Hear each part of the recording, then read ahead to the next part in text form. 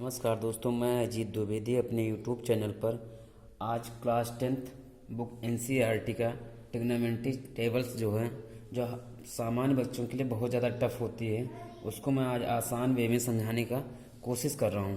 Please दोस्तों, आप लोग बहुत ध्यान से देखिए और इसको जब भी खाली समय हो 1-2 बार ज़रूर देखिए। अगर आप लंच कर रहे हैं तब भी आप आराम से देख सकते हैं। अगर आप कहीं घूम रहे हैं दोस्तों के साथ तब भी आप आराम से लीड लगा के इसको सुन सकते हैं। आप प्लीज़ देखिए, मैंने एक होल नंबर्स की संख्याओं को लिखा है जो 0, 1, 2, 3 और 4 है। अब मैं 4 से इन सारे संख्याओं को डिवाइड कर दे रहा हूँ। 4 से मैं सारे संख्याओं को डिवाइड कर दे रहा हूँ। डिवाइड करने के बाद में जो कटने वाली है उसको पहले हम काट दे रहे हैं। जैसे मान लीजिए ये अगर कटेगी तो यहाँ पर 0 ही आएगा, ये कटेगा नहीं तो इसको ऐसे भी नोट कर ले रहे हैं। ये कटेगा 1/2 होगा, यहाँ पर ये नहीं कटेगा तो 3/4 हो जाएगा, यहाँ पर 1 होगा। फिर अब हमका जो भी ये संख्याएं दी हैं इनका स्क्वायर रूट लेना है। मैं स्क्वायर रूट ले रहा हूँ, मैं सबका प्रत्येक का स्क्वायर रूट ले रहा हूँ।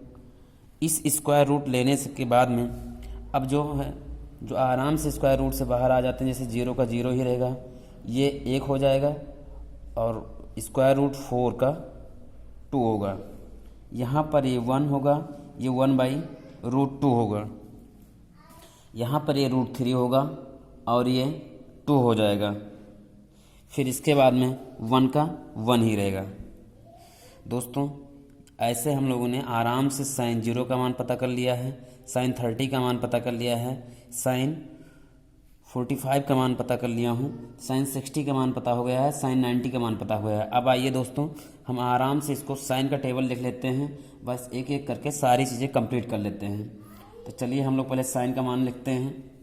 sin का मान हम लोग लिखते हैं, sin 0 का मान अब हम लोग को मिला है, sin 0 का मान मिल रहा है 0, sin 30 का मान 1/2 होगा, sin 45 का मान 1/√2 होगा, sin 60 का मान √3/2 होगा, √3/2 होगा, sin 45 का मान sin 90 का मान 1 होगा।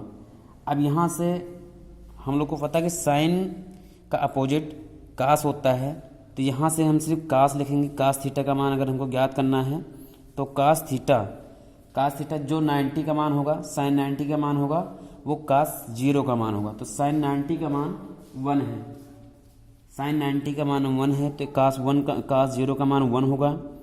sin 60 का मान √3/2 है तो cos 30 का मान √3/2 होगा। cos 45 का मान 1/√2 होगा। cos 60 का मान जो sin 30 का मान था 1/2 होगा। इसके बाद में cos 90 का मान 0 होगा। साइन हो गया, cos हो गया। अब इसके बाद में हम tan आते हैं। दोस्तों, tan थीटा बराबर होता है sin थीटा बटे cos थीटा, sin थीटा बटे cos थीटा। तब आपको पता है sin थीटा यानी sin 0 का मान 0 होगा। तो चलिए हम यहाँ एक बार समझा दे रहे हैं, समझा के लिख रहे हैं जिससे आप लोग आराम से नोट कर लें, समझ जाएं। sin थीटा का मान sin 0 का मान 0 होगा, यानी sin 0 बटे cos 0। अगर tan 0 का मान निकालना होगा बटे cos 0, तो sin 0 का मान 0 होता, cos 0 का मान 1 होगा। इससे क्या पता चल रहा है कि tan 0 का मान जो होगा वो आएगा, यानी 0 को जब कोई संख्या 1 से भाग दिया जाएगा तो वो 0 ही आएगा। तो tan 0 का मान 0 होगा। चलिए अब हम लोग tan ऐसे 30 का मान निकालते हैं। तो tan 30 का मान हम पहले इधर साफ निकाल देते हैं, फिर मैं यहाँ लिख रहा हूँ। जैसे tan 30, तो tan 30 अगर tan 30 लिखा है तो इसको हम लिखेंगे sin 30, लिखेंगे sin 30, sin 30 के बाद फिर लिखेंगे cos 30 बटे cos 30। अब आपको पता है कि sin 30 का मान क्या होता है 1/2, cos 30 का मान होता है 1/√3, √3/2 होता है, √3/2। अब देखिए जो संख्या जैसे मान लीजिए अगर लिखा है 5/2, पहले यहाँ समझ लीजिए, अगर लिखा है 5/2 तो इसको हम क्या लिखते हैं, 5 फिर भाग के निशान को हटा के गुणा का साइन लगा देते हैं, भाग के निशान को हटा के गुणा का निशान लगा देते हैं और 2 को लिख देंगे 1/2। तो ठीक उसी प्रकार से जो 1/2 लिखा है और फिर ये भाग ही है, तो इसको हम लिख सकते हैं 2/√3, 2/√3। तो 2 से 2 कैंसिल हो जाएगा, यानी tan 30 का मान क्या आएगा, tan 30 का मान आएगा 1/√3। तो अब कुछ आपको समझ आ गया होगा कैसे निकालना है। चलिए अब हम लोग आराम से इसको लिखते हैं, ज़्यादा समय आपका बर्बाद नहीं करेंगे, आराम से यहीं से निकाल के बता देंगे। तो tan 30 का मान 1/√3 होगा, tan 45 का मान होगा sin 45 अपान cos 45। तो sin 45 का मान भी 1/√2 है, cos 45 का मान भी 1/√2 है, तो ये पूरा कैंसिल हो जाएगा, 1 आएगा। फिर tan 60 का मान, तो tan 60 का मान निकालने का मतलब है √3/2, यानी sin 30 अपान cos 30। तो sin 30 का मान है sin 60 का मान √3/2, cos 60 का मान है 1/2। तो ये 2 कैंसिल हो जाएगा, √3 होगा यहाँ पर। यहाँ पर tan जब 90 का मान निकाला जाएगा, इसको भी ज़रा हम लोग ध्यान से देखते हैं कि tan 90 बराबर होगा sin 90 अपान cos 90, sin 90 अपान cos 90। अब आपको पता है sin 90 का मान 1 होता है और cos 90 का मान 0 होता है। अब एक चीज़ बता दें दोस्तों कि जब कोई संख्या ऊपर में कोई डिजिट हो, नंबर्स हो, और उसको अगर 0 से भाग देना हो तो ये हमेशा अपरिभाषित रहेगा और इनको हम लोग मान लेते हैं इन्फिनेटिव, अनंत। तो इसका मतलब tan 90 का मान क्या होगा, अनंत। अब देखिए दोस्तों, जस्ट tan का अपोजिट काट हो जाता है, तो हम tan के जस्ट नीचे काट लिख देंगे। काट लिखने के बाद अब आप बताएंगे, जैसे अभी हम लोगों ने साइन का जो अपोजिट किया था तो कास मिला था, ऐसे tan का अपोजिट करते जाएंगे तो हमको कार्ड मिलेगा, यानी इन्फिनेटिव। तो कार्ड 0 का मान क्या होगा, अपरिभाषित है, यानी अनंत होगा। फिर इसके बाद में काट 30 का मान होगा √3, काट 45 का मान होगा 1, काट 60 का मान होगा, काट 60 का मान होगा √3, 1/√3। क्या होगा, 1/√3।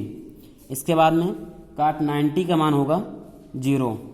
अब आइए हम लोग दोस्तों देखते हैं साइन का अगर अपोजिट करेंगे तो ये होता है 1/cosec। तो cosec का मान देखते हैं, cosec 0 का मान।